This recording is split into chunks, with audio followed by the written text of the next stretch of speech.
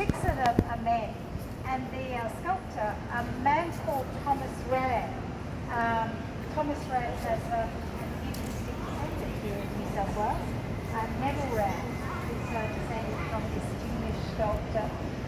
Thomas Rand is trying to show the reach of this building, all of the places that the building can communicate with.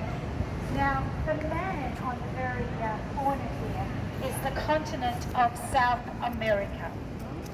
And then this one is the continent of Africa. You'll have to take my word for that. But the women will give us clues, and I'll show you how it works. You can come back and impress your friends.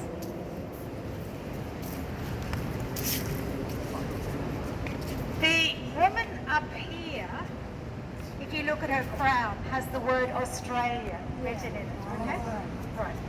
But underneath her head is the first letter and the last letter of Western Australia.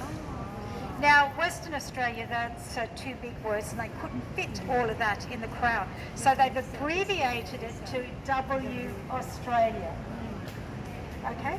The next one is a similar sort of idea. We have SA for South Australia.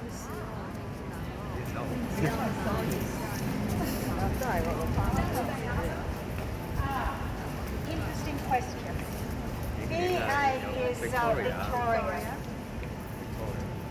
The men, we believe that ran kind of almost racially profiled. They look like a particular race of person. But the women are much more similar to each other. And what we think he's doing here is he's just bringing out a Victorian idea of classical to the building. But they don't represent a particular purpose. These women do not represent a particular purpose.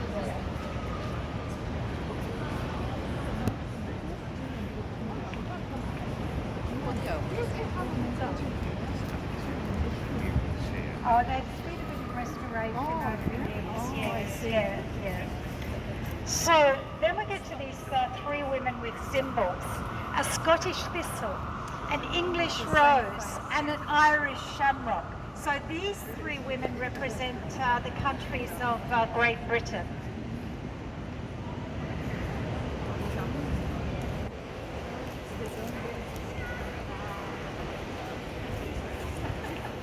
QD, Queensland. TA, Tasmania. And then we have ND. Can anyone guess what ND stands for? North. Not North. It's the first letter and the last letter of New Zealand. Oh, okay. New Zealand. Oh, my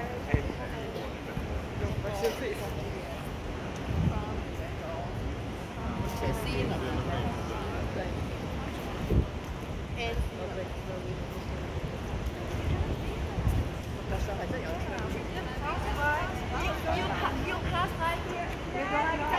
Everything, and you didn't realize that. My goodness.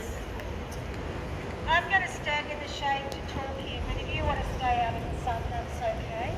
I've just got this big heavy coat on. The two men, the continent of Australia over there on the Broad Street side, and up above his head, can you see he's got what looks like a waratah, and the leaves are like the serrated leaves that you find out in the bush. Yeah. And then this man here, he is representing the South Pacific, Polynesia. You get this really lovely carving of coat of arms with the lion and the unicorn and all of that very lush flora and foliage, almost jumping off the building at you. Now, to the best of my knowledge, all of the carvings on this building were carved in situ. So that means that they were carved on the building once they were built, except for the marble statue. Yeah. That white marble statue is made of Italian marble. It was made in a studio in Chelsea over in England, and then it was shipped out here. And what you're looking at is Queen Victoria sitting on her throne with her sceptre and her orb. there are two young women below her, and they are holding out their arms across the distance. They're holding hands in friendship and kinship. Now, the woman wearing the helmet is Britannia, the female embodiment of Britain. But that young lass up there who's had a bit of a wardrobe malfunction is described as the Maid of New South Wales. And she's holding a cornucopia of fruit and vegetables. She's showing how prosperous the colony had become by that time. Above the Queen are two little angels holding a laurel wreath that represents eternity. And then rising 73 metres above the ground is the clock tower with its 4 clocks and its 5 bells. It has one large bell that rings out the hour, and then 4 little bells that have a little tune on the quarter of the hour.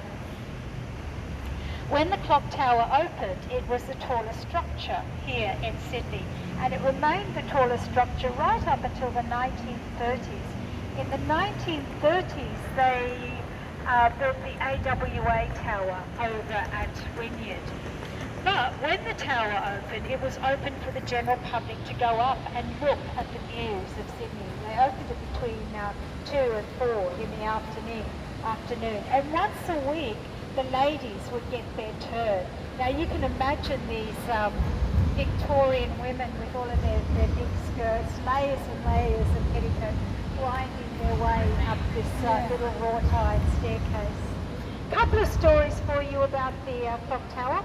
When they opened the clock tower, they would fly flags up there. Now they used to fly flags for important birthdays, anniversaries, that type of thing. But they would also fly flags for the weather. If you walked by the tower and you saw a flag up there with the letter E on it, it meant that there was a storm system coming up the coast of New South Wales, and at that stage it was at Eden. If you walked by and it said JB, well, the storm system had moved up the coast, Jarvis Bay. W, Wollongong. But if you walked by and there was a red flag flying up there, well, it was time to race home and get your washing off the line.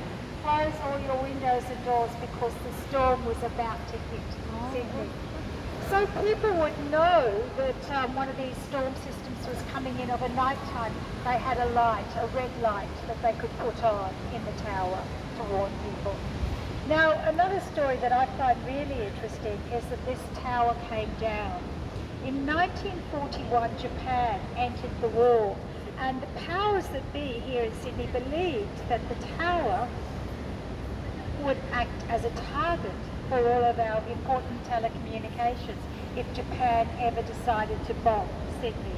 So they decided it had to come down. They always intended to put it back up. They carefully numbered the blocks as they took them down so they could go back in exactly the same order. They stored the blocks and the clocks and the bells at various government properties around the eastern suburbs of Sydney. But when the war finished, there was no money for building towers, so the towers stayed down for a very long time. The bells would finally ring out again in the 1960s. That would happen Anzac Day, dawn service, 1964. How special. Well, we may not have had it today. Okay, we're going to do some more heads.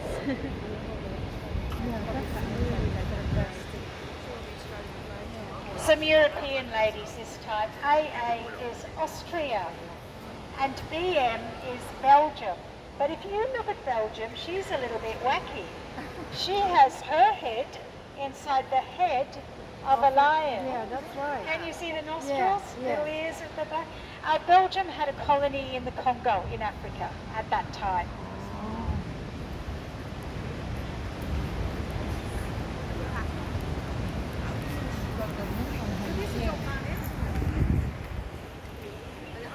Burnet's building, so he would have endorsed these statues, but Thomas Rand was the one who sculpted the heads. Yeah. The next one is RF, the Republic of France. And then we come to lovely India with the ink through her nose. There is a photo taken of India during colonial times, and down below her on the steps here are men in their three-piece suits waiting for their mates to come along. There was a saying in the colony at that time, "Meet you under India." Now, when I came to live in Sydney, it was meet you on the steps of the town hall. They needed more space by the 1980s.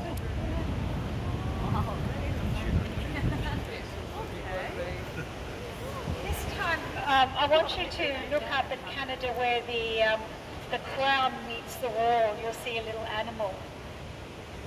Yeah. Yes. Can you see that? It's a seal, yes. It's a seal. Now, in exactly the same spot, USA has an animal.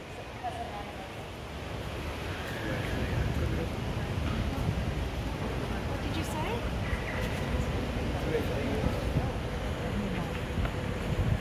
Alligator. Yes, it is an alligator.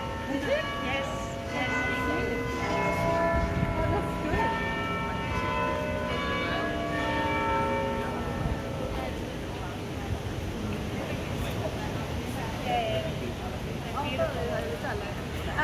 We've got GY for Germany. Germany has the very formal eagle on the front of her crown. In behind her symbols of agriculture, you've got the wheat and the hops up there. Hops, of course, for making the German beer.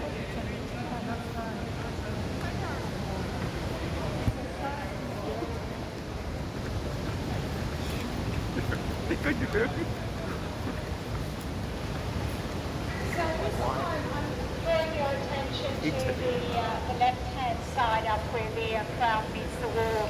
And up there you'll see a little person carving into the stone.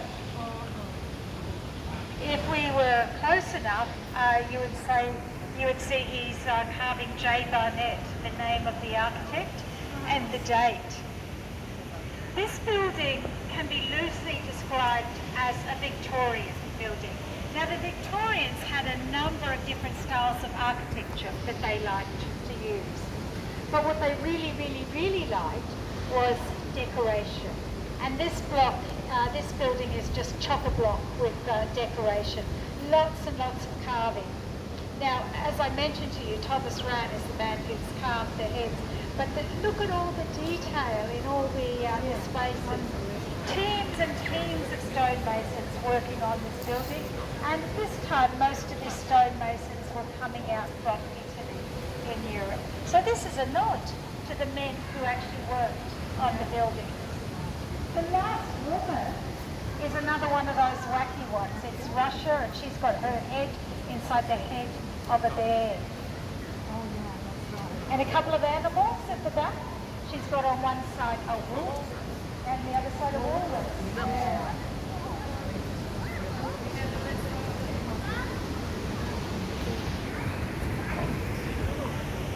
Yeah.